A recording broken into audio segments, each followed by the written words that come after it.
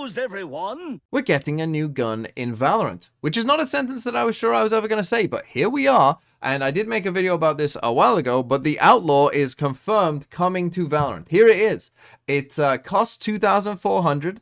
It fires 2 bullets at a time like a shorty, don't know what that means. Kills half-armored enemies with a single shot, body damage around 140, will debut with non-animated skins. Now, from this information alone, we can't really gather all of the intel about the gun. We'll need to see all of the damage stuff and, is there a fall off, how the gun actually looks, what its fire rate is, all that kind of stuff. We'll need to see it before we can give a full informed opinion on it, but there are some things that we can take away from this. The first one is the cost. It costs 2,400, so it's going to be competing with the Bulldog and the Guardian, in that kind of range, just a bit worse than rifle, but that's the important part, right? That the Bulldog and the Guardian can compete with rifles. You can win those fights with those guns against rifles. So this gun, if it costs 2,400, is going to need to be the same. It's going to need to do the same. It's going to need to be able to beat rifles, some of the time. And that is an interesting little dynamic of how do you make a sniper rifle that doesn't outclass, a Phantom or a Vandal, but can also compete with them. That's an interesting dilemma that, we'll have to see, I guess. The other thing about costing 2,400 is obviously you really aren't that far away from a rifle, right? You're only 500 credits off buying a Phantom or a Vandal anyway, so depending on maybe what agent you're playing, maybe you forego this and just don't buy some utility and buy a rifle instead, right? I do think that that is a possibility with, this kind of cost of gun, that maybe it's just a bit too close to a rifle to where people just, won't buy it that much. If it's like, if it's okay, if it's decent, but I feel like a lot of people will just want to play with rifles a lot of the time anyway, so that is a potential possibility where people forego this gun because the cost is just a bit too similar to a rifle. But a big thing that a lot of people will focus on is that it kills half-armored enemies with a single shot. And a lot of people will be talking about how this is the death of light shields. That's it. It is done. It is over. The light shield meta. Sorry, Fnatic. You're done. It's gone. And I think they're wrong. I think probably that won't be the case whatsoever. And my reasoning for this is that, as I kind of mentioned before, people like buying rifles, right? People buy rifles a lot. There's already guns in the game, like the Judge, that destroy people with light shields. But people aren't always buying the Judge, even against pro teams who always buy light shields. They will never buy a Judge because they want a rifle, right? And even then, people don't buy a Phantom against those teams, even though the Phantom is clearly the better gun when used against people who are using light shields. But still, they will pick a Vandal over a Phantom. The point is, people don't buy correctly, whether it's in ranked or even in very important pro games.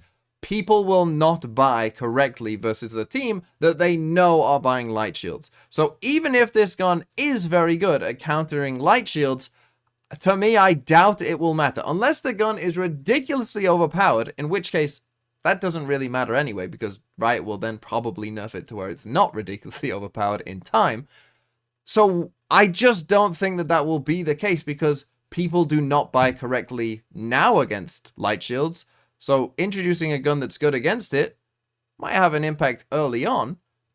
But then again, I will guarantee you that people will just go back to not buying this gun and instead I want my Vandal, I want my Vandal, my Vandal goes blub blub blub or boom boom boom, and I want the Vandal. But there is one situation where I do think this gun will have a massive impact potentially on this game, or at least the threat of this gun. And that is at the start of a game. Because if you win the pistol round, you can then buy this gun with light shields and some utility because you'll get at least 3,000 credits, right? This gun will be a nightmare to play against for those second round players because either they won't have any shields and they'll die to a body shot, right? Or might force and get half shields, but also still die to a body shot. Right, so either way that they go with this gun will destroy them, right, in that second round. That is a big deal. And also, even in the third round, right, let's say on the second round we've lost, we buy like sheriffs or something, right, but then we lose again anyway, right? What you might find is that teams in that situation will buy a rifle and only have enough for light shields, right, because they went with that sheriff instead of fully saving the second round. Well, then this gun will destroy them as well. And so that is where the big impact of this comes in, that it basically means that the threat of this gun means that you have to fully save round 2 so that you can afford full shields in round 3. That's a big, big deal, and I hate it. I think that is awful. If that's the way that this gun changes the game, what an awful change for the game to have, right? Because it makes the start of the game very, very linear, right? If we always have to save in the second round, and then we always have to buy full shields, round 3 or whatever, we've taken away, a choice in round 2. We've taken away differences, different paths that games can take where a team forces, right? That's gone now. Everything must be linear. Every first 3 rounds must be the same now.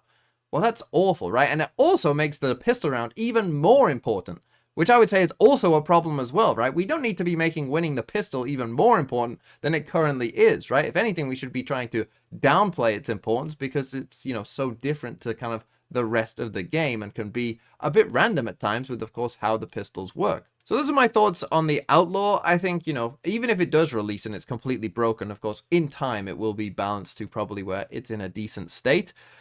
I am a bit concerned, though, that if this does ruin the kind of early rounds of the game, that it will have just made the game worse. But we have some other news coming in as well, and that's about EG, who are living to the dismay of many. Evil Geniuses are reportedly staying in the VCT as an organization for the 2024 season.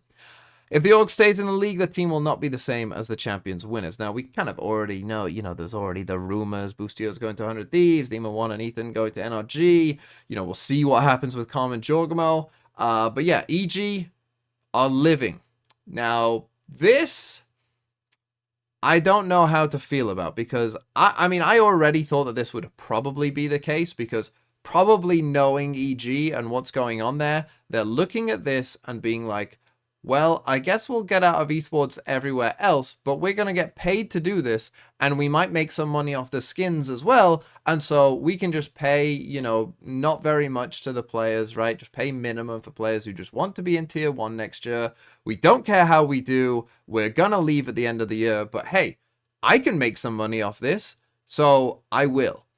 That is what I feel is probably likely what is happening here, which is obviously not great. Now, Riot, obviously, it's their league, right? They own the spots. They could kick out EG. I'm sure that they could find enough reasons here to kick out EG if they wanted to, if they could kind of prove that, that kind of stuff is going on. And Riot owns the spot, right?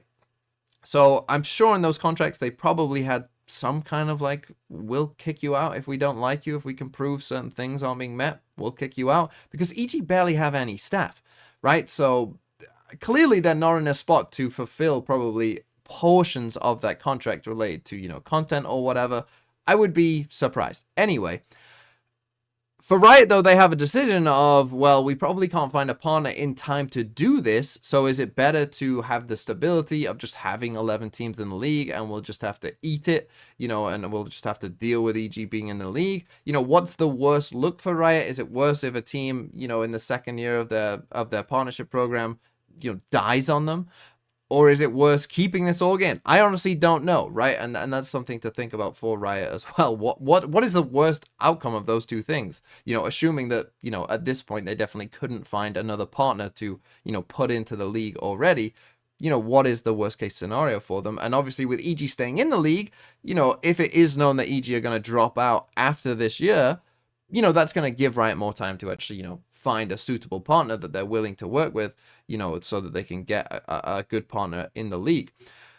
So that does make sense for Riot in general, but of course, we do have to deal with EG. I feel sorry, particularly if Carmen, Jorgmo, and Potter, do have to stick this out, and they're just left with kind of a bare-bones squad and, don't really have much of a shot. That would be very, very sad for those players and for Potter. Obviously, for whoever else joins this team, it's a chance to play in Tier 1. It's a chance to prove yourself. Obviously a lot of players would take it, right? Because it's a salary, and it's a chance to play in Tier 1 and prove yourself against the best players in the world. So even though you're working for an org that is not great, I still think for most of these players, right, you gotta probably take it, right? Just to take the opportunity of, if you prove yourself and play at, a really high level next year, and you back yourself, which I'm sure most of these players would, well, then you'll just get signed to a better team next year when, EG probably does fold, right? and that's fine, right? Then you're in tier 1 again. Great. You know, so that's probably just the way it's going to have to work. I kind of expected that EG would kind of cling on and survive, but I mean, please, I beg you all, don't buy the EG skin. Don't do it. When the EG skin comes about, there will, I know some of you will, because especially if EG leave and then it becomes kind of a, oh, I got the rare EG skin that was only there for 1 year, right? So look at me, I got the EG skin. And it makes it even worse that they won champs. Like, but just don't. Don't reward these people for this. Don't do it. Please. But that's the news. Some interesting news for Valorant yesterday that dropped. And happy holidays.